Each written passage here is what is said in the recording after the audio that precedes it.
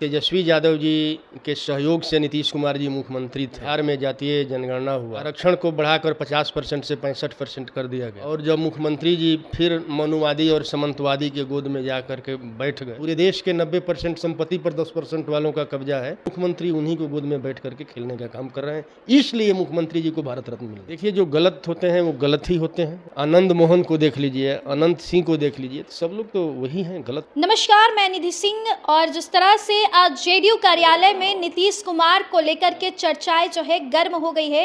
नीतीश कुमार के जेडीयू के तमाम लोग नीतीश कुमार को लेकर के भारत रत्न की मांग कर रहे हैं कि नीतीश कुमार को भारत रत्न मिलना चाहिए। इस मुद्दे पर हम सीधे तौर पे बातचीत करेंगे। अभी हम मौजूद हैं फतेह बहादुर जी, उनसे बात करेंगे। फतेह बहादुर जी, जिस तरह से नीतीश कुमार को सभी लोग चाह रहे हैं कि भारत रत्न उनको मिले, क्या लगता है? मिलना चाहिए, चूँकि उन्होंने जो काम किए हैं, इंडिया गठबंधन तैयार किए संविधान के पक्ष में लड़ाई लड़ने के लिए, और फिर जो है मनुवादियों और सामंतवादियों से हाथ मिला लिए, इसलिए इनको जो है भारत रत्न तो मिलना ही चाहिए। एक तरफ कहते हैं कि इस बार चुनाव में कुछ भी हो जाए, एक आप लोग कहते हैं कि नीतीश कुमार को इस्तीफा देनी चाहिए, तो उनके ही तमाम लोग कहते हैं कि नीतीश कुमार जैसा कोई है ही नहीं। नीतीश कुमार आज बिहार में बहुत कुछ बदलाव कर दिए हैं। जब तेजस्वी यादव जी के सहयोग से नीतीश कुमार जी मुख्यमंत्री थे, बिहार में जातीय जनगणना हुआ, आरक्षण को बढ़ाकर 50% से 65% कर दिया गया ओबीसी SC ST के लिए।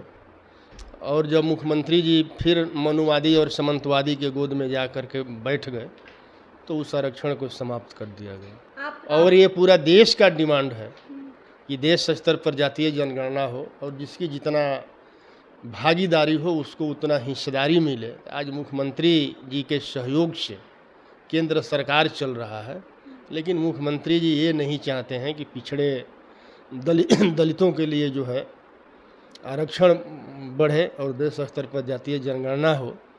ये जिसके गोद में बैठे हुए हैं मनुवादियों और सामंतवादियों को, उसी के लिए काम कर रहे हैं।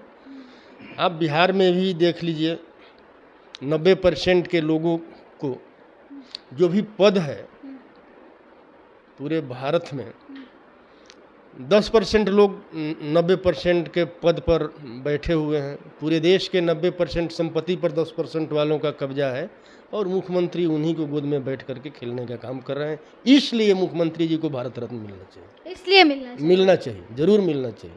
अच्छा, एक तरफ आज लालू यादव ट्वीट करते हैं कि जिस तरह से ट्रेन, मतलब रेलवे की अगर बात करें, रेलवे में टिकट पे दाम बढ़ रही है, रेलवे प्लेटफॉर्म की टिकट बढ़ रही है। हमारे कार्यकाल में इतना महंगाई नहीं था, इतना रेलवे को नहीं था, काफ़ी 10 गुना पीछे जा रहा है रेलवे में, काफ़ी नुकसान हो रहा है। कैसे देखते हैं? आदरणीय लालू प्रसाद जी जो है सामाजिक न्याय का पुरोधा है।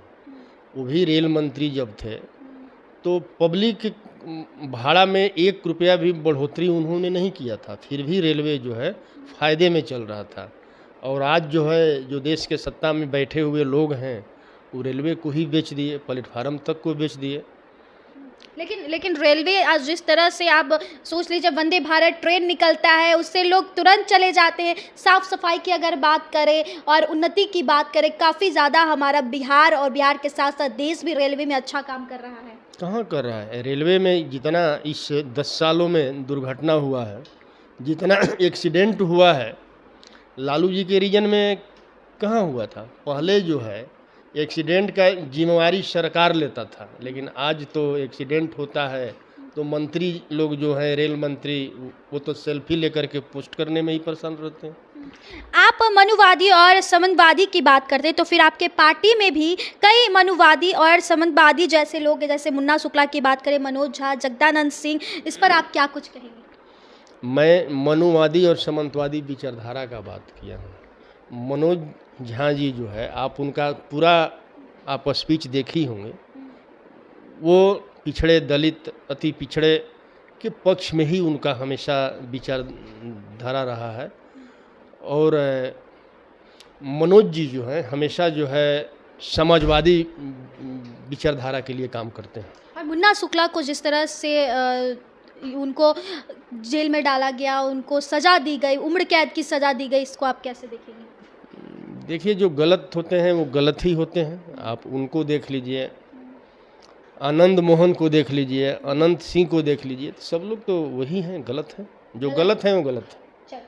चलिए, आप सीधे तौर पर हमारे साथ बातचीत करने के लिए फतेह बहादुर जी मौजूद थे। इन्होंने साफ तौर पर कहा कि जो गलत है वो गलत है, वो उनको सज़ा ज़रूर मिलता है। और आज जैसा कि मुन्ना शुक्ला की बात करें, उनके साथ भी सज़ा मिल चुकी है। कैसी लगी आज की हमें रिपोर्ट, कमेंट बॉक्स में ज़रूर बताइएगा। और ऐसे देश दुनिया की तमाम खबरों के लिए देखते रहे मीडिया वाले। निधि सिंह के साथ बहुत बहुत धन्यवाद।